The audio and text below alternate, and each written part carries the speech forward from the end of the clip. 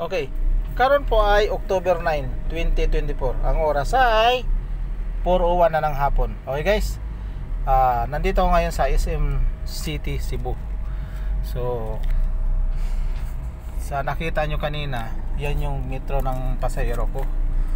So ngayon, naawa siya sa akin.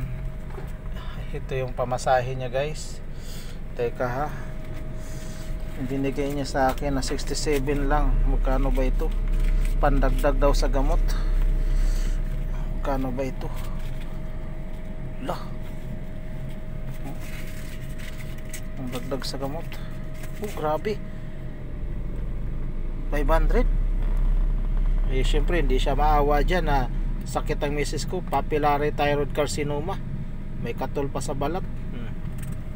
Ganyang kabait si ma'am. Metro niya 69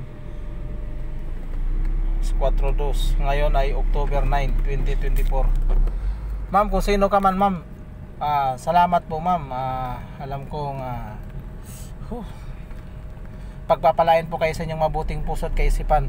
At yung ibinigay nyo sa akin, sobra-sobra pa po yung maibabalik sa inyo. Alam ko po na naka-record po yan ang mga ginagawa natin dito sa lupa.